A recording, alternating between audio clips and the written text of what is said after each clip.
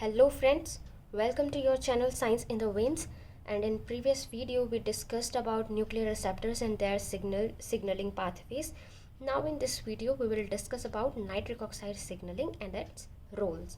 Okay, so अगर nitric oxide signalling की role की बात करें बॉडी में, तो फॉर एग्जांपल आपने देखा होगा कि कई जगह पे स्मूथ मसल की कॉन्ट्रैक्शन की वजह से जो ब्लड फ्लो होता है वो डिक्रीज हो जाता है बॉडी में. ठीक है, आपने 12th क्लास में पढ़ा होगा एक्टिन मायोसिन का रोल वगैरह, है ना, उसमें हम कवर करते थे.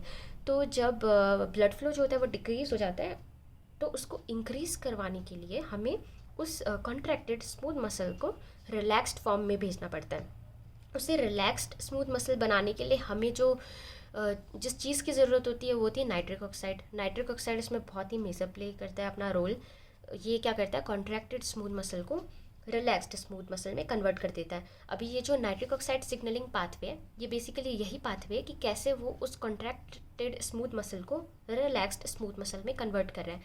तो आज हम इस पर मेजर फोकस करेंगे. Okay, so let's start it. देखिए, जैसे कि एक न्यूरॉन जो होता है वो अपनी सिग्नल को दूसरे सेल्स के पास भेजता है. ठीक है, अभी न्यूरॉन किससे बात करते हैं, हमने उस वीडियो में, लास्ट वीडियोस में भी डिस्कस किया है कि वो एसिटाइल कोलिन सिक्रेट करते हैं. तो ये देखिए, न्यूरल सिग्नलिंग हुआ, एसिटाइल कोलिन जो है वो आया, और जैसे ही एसिटाइल कोलिन एंडोथेलियल सेल्स पे आएगा, अभी एंडोथेलियल सेल्स के पास एक GPCR होता है. अब ये एक रिसेप्टर है जिसको हम डेप्थ में अभी इसके नेक्स्ट टॉपिक में ही डिस्कस करेंगे, नेक्स्ट वीडियो में. ओके, सो इसका खुद का एक पूरा पाथवे होता है, GPCR पाथवे. ठीक है, यहाँ पे हम नाइट्रिक ऑक्साइड सिग्नलिंग के उसमें उसका रोल देख रहे हैं. देखिए, और एसिटाइल कोलिन जो है वो एंटर कर रहा है सेल में. GPCR रिसेप्टर है जिसने उसको डिटेक्ट किया. एसिटाइल कोलिन यहाँ पे लिगैंड का काम कर रहा है. ओके, तो लिगैंड ने, रिसेप्टर ने लिगैंड को जो है वो डिटेक्ट किया, और यहाँ पे एडेनाइलेट साइक्लेज जो होता है वो एक्टिवेट, ये क्या करता है, GPCR के एक्टिवेशन के बाद यहाँ पे एक्टिवेट होगा, और high production of cyclic AMP को, इसका रिजल्ट क्या होगा कि cyclic, high amount of cyclic AMP बनेगा सेल के अंदर. ठीक है, अब जैसे ये high amount of cyclic AMP बन रहा है, ये क्या करता है, प्रोटीन काइनेस A को एक्टिवेट कर देता है. अभी जैसे कि प्रोटीन काइनेस A एक्टिवेट होता है, ये क्या करता है, नाइट्रिक ऑक्साइड सिंथेज, ये एक एंजाइम है दोस्तों, और इस रिएक्शन में इसका बहुत ही मेजर जो रोल होता है. और ये जो रिएक्शन है ये भी ऐसी वैसी रिएक्शन नहीं है, ये रिएक्शन CSR में बहुत ही बार पूछी जाती है, और इनफैक्ट लास्ट टाइम DBT में भी पूछी गई थी. तो ये बहुत ही इंपॉर्टेंट रिएक्शन है. अभी देखिए, नाइट्रिक ऑक्साइड सिंथेज जो एंजाइम है वो इन प्रेजेंस ऑफ ऑक्सीजन, ये क्या करता है, एक अमीनो एसिड को सिट्रुलिन में कन्वर्ट करता है, और उसका जो बाई प्रोडक्ट होता है रिएक्शन का वो होता है नाइट्रिक ऑक्साइड. अब वो अमीनो एसिड कौन सा होता है, ये क्वेश्चन बहुत बार पूछा जा चुका है. 4 ऑप्शंस दे देते हैं, अलग अलग अमीनो एसिड्स दे देते हैं, पर आपको अगर पता होगा कि रिएक्शन में आर्जिनिन से फॉर्म हो रहा था, तो आप कभी नहीं भूलेंगे कि आर्जिनिन जो होता है वही कन्वर्ट होता है सिट्रुलिन में एज प्रोडक्ट, एंड उसमें ही बाई प्रोडक्ट फॉर्म होता है नाइट्रिक ऑक्साइड. हम यहाँ पे पढ़ रहे हैं नाइट्रिक ऑक्साइड की सिग्नलिंग. सो लेट्स फोकस कि नाइट्रिक ऑक्साइड आगे क्या करता है. अभी आपको पता होगा कि नाइट्रिक ऑक्साइड एक गैसियस मॉलिक्यूल है. अब गैसियस मॉलिक्यूल है तो ये बहुत ही अनस्टेबल मॉलिक्यूल है, राइट. अब ये अनस्टेबल होने के साथ इसकी वजह से ये जो होता है वो फ्यू सेकंड तक ही एक्टिव रहता है, उसके बाद इसका जो अमाउंट होता है वो फिनिश हो जाता है. ठीक है, अभी जब तक ये एक्टिवेट है, इसे अपने रोल प्ले करना है स्मूथ मसल्स में, जो हम डिस्कस कर चुके हैं कि इसको जो है वो कॉन्ट्रैक्ट मसल को रिलैक्स्ड स्मूथ मसल में कन्वर्ट करना है. अब वो ये कैसे करता है, ये है सेकंड फेज, जो second phase of reactions pathway जो परफॉर्म होती है स्मूथ मसल्स में. ठीक है, सो नाउ लेट्स फोकस कि ये नाइट्रिक ऑक्साइड जो है वो स्मूथ मसल्स में कैसे जा रहा है. नाउ ये जो नाइट्रिक ऑक्साइड है, इसने क्या करा है, डिफ्यूज़ किया है सेकंड सेल में. सेकंड सेल कौन सा है, स्मूथ मसल सेल. अब डिफ्यूजन एक प्रोसेस है दोस्तों, ये सेल बायोलॉजी के अंडर कवर किया जाता है ये टॉपिक. यहाँ पे आप समझ लीजिए कि डिफ्यूजन एक ऐसा प्रोसेस है जो किसी भी मॉलिक्यूल को उसकी हाई कॉन्सेंट्रेशन से लोअर कॉन्सेंट्रेशन में ट्रांसफ़र करता है.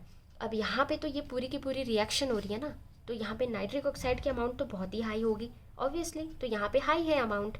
अब इस स्मूथ मसल सेल में क्या है कि इस नाइट्रिक ऑक्साइड का जो अमाउंट है वो बहुत ही कम है, या तो ना के बराबर है.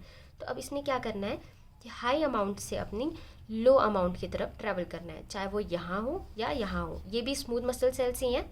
मैंने यहाँ पे इसको बड़ा दिखाया हुआ है स्मूथ मसल सेल्स को, ताकि मैं इनके अंदर होने वाली रिएक्शंस को डिटेल में एक्सप्लेन कर सकूँ। ठीक है, तो देखते हैं कि नाइट्रिक ऑक्साइड जब स्मूथ मसल्स में पहुँच जाता है तब क्या रिएक्शन होती है। अब ये सेकेंड फेज़ है पाथवे का। देखिए, जैसे ही नाइट्रिक ऑक्साइड जो होता है वो स्मूथ मसल्स के अंदर आ जाता है, एंटर करता है, ये क्या करता है, आरजीसी को एक्टिवेट करता है। अब ये आरजीसी क्या है, ये है रिसेप्टर ग्वानिलेट साइक्लेज। इसको एक्टिवेट होने की वजह से यहाँ पे साइक्लिक जीएमपी का जो अमाउंट होता है वो बहुत हाई हो जाता है दोस्तों। अब जब साइक्लिक जीएमपी का अमाउंट हाई है तो यहाँ पे ये प्रोटीन काइनेज जी को एक्टिवेट करता है। अब इतना कोई टफ नहीं है, यहाँ पे साइक्लिक एएमपी का अमाउंट हाई था तो यहाँ पे जो एक्टिवेट हो रहा था काइनेज वो था पीकेए, प्रोटीन काइनेज ए। अब यहाँ पे जब साइक्लिक जीएमपी का कॉन्सेंट्रेशन हाई है तो यहाँ पे जो काइनेज एक्टिवेट हो रहा है वो है protein kinase G. Simple, yes. अब देखो दोस्तों, ये काइनेज है, इसका रोल क्या होगा, हमेशा याद रखना बायोलॉजी में काइनेज जहाँ पे आके आना, इसका मतलब उसका रोल है फॉस्फेट को ऐड करना, कहीं पे भी करे जाए। अब अगर इसकी जगह किसी ने फॉस्फोरिलेज लिखा है ना, तो उसका जो रोल होता है फॉस्फेटेज, उसका जो रोल होता है वो फॉस्फेट को रिमूव करना होता है। पर यहाँ तो काइनेज है। अब ये प्रोटीन काइनेज जी जो होगा वो फॉस्फेट को ऐड करेगा किसके ऊपर, मायोसिन लाइट चेन के ऊपर। ठीक है, अब दोस्तों ये एक मिसकंसेप्शन आता है यहाँ पे, ये जो जिसकी वजह से सीएसआर ने भी एक बार बच्चों को रुला दिया था। तो बच्चों में मिसकंसेप्शन ये होता है कि जो फॉस्फेट है वो किसी भी ग्रुप के पे जब ऐड होता है तो वो हमेशा उसे एक्टिवेट करेगा, पर ये बहुत ही फॉल्स नॉलेज है। आप ध्यान रखिए कि फॉस्फेट जो ऐड होता है वो एक्टिवेट भी कर सकता है, इनएक्टिवेट भी कर सकता है किसी भी मॉलिक्यूल को या किसी भी चीज़ को। ठीक है, पर इस केस में ये इनएक्टिवेट कर रहा है। ज़्यादातर केसेस में फॉस्फेट ऐड होने से कोई भी चीज़ जो होती है वो एक्टिवेट होती है, बट इस जो पाथवे में है ये इनएक्टिवेट करता है मायोसिन लाइट चेन को। और भी कई प्लेसेस होती है जहाँ पे फॉस्फेट जो होता है वो इनहिबिटर जैसा काम करता है, मतलब इनएक्टिवेटर जैसा काम करता है।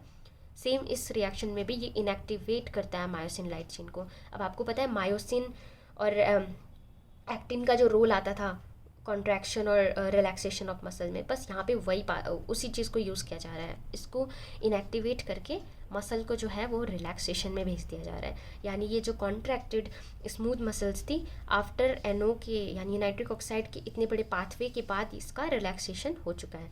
अब जैसे ही नाइट्रिक ऑक्साइड का रोल फुलफिल हो चुका है, यानी स्मूथ मसल का जो रिलैक्सेशन है वो हो चुका है, तो जैसा कि मैंने बताया था कि पहले जो ब्लड फ्लो होता है वो कॉन्ट्रैक्शन की वजह से डिक्रीज़ हो चुका होता है, राइट। तो अब जैसे ही मसल का रिलैक्सेशन होगा वो ब्लड फ्लो जो होगा बॉडी में वो वापस इंक्रीज़ हो जाएगा और अच्छे से हर सेल को प्रोवाइड होगा ब्लड। ठीक है, तो अब जब नाइट्रिक ऑक्साइड का काम यहाँ पे हो चुका है दोस्तों, तो मैंने पहले ही डिस्कस किया नाइट्रिक ऑक्साइड एक बहुत अनस्टेबल मॉलिक्यूल है, ये फ्यू सेकंड तक ही अवेलेबल होता है। अब इसका रोल फुलफिल हो चुका है तो इसकी अमाउंट जो है वो ख़त्म हो जाएगी। ठीक है, और जैसे ही ख़त्म हो जाएगी इसका जो रोल है वो वैसे भी हो चुका है, ये रिएक्शन जो है वो स्टॉप हो जाएगी और यहाँ पे नाइट्रिक ऑक्साइड की अमाउंट जो है फिनिश हो जाएगी। नाउ और ये जो सेल जिसके अंदर ये वाला रिएक्शन का पार्ट हो रहा था वो था एंडोथेलियल सेल, और जिसमें नेक्स्ट पार्ट ऑफ पाथवे हो रहा था वो था स्मूथ सेल। अब ये भी क्वेश्चन पूछा जाता है, ठीक है, कौन सी रिएक्शन कौन से सेल में परफॉर्म होती है, ये भी ध्यान में रखना बहुत ही इंपॉर्टेंट होता है। तो आप इतनी चीज़ों को याद रखें। ये सिग्नलिंग पाथवे बहुत ही आसान है, दिखने में ही मुश्किल लगता है, ठीक है, समझने के बाद बिल्कुल आसान हो जाता है। अब ये आपकी कन्वीनियंस के लिए मैंने कुछ पॉइंट हैं उनके फुल फॉर्म्स यहाँ पे लिखे हुए हैं, आप रेफ़र कर सकते हैं। हालांकि मैंने समझाते वक्त सबका फुल फॉर्म आपको बता दिया फिर भी, ठीक है। और अच्छे से नोट्स बनाइए, क्योंकि सेल्फ जब मेड करते हैं नोट्स को मेक करते हैं तो उसमें क्या होता है कि कई चीज़ें हमें वैसे ही ध्यान में रह जाती हैं, ठीक है। So stay motivated, keep watching videos. मैं ऐड करते जा रही हूँ सेल सिग्नलिंग के पार्ट में जो प्लेलिस्ट है उसमें हमेशा एक वीडियो ऐड होता है, आप उनको फॉलो करें, आपको यूनिट 4 से कोई डाउट नहीं रहेगा। Similarly I will be adding videos for other units also. So my goal is to finish unit 4 first, so that जो बच्चे 2021 को टारगेट कर रहे हैं जून 2021 उनके लिए कोई यूनिट एटलीस्ट फिनिश हो सके टाइम पे। Okay, so stay connected, watch videos, and thanks for watching it, and subscribe button को प्रेस कर दीजिए और उसके साइड में जो बेल आइकन है उसको भी प्रेस कर दीजिए, क्योंकि उससे क्या होगा कि जब भी मैं नेक्स्ट वीडियो ऐड करूँगी आपको नोटिफिकेशन जो है आपके फ़ोन में अपने आप ही आ जाएगा। ठीक है, okay, stay blessed, okay, thanks.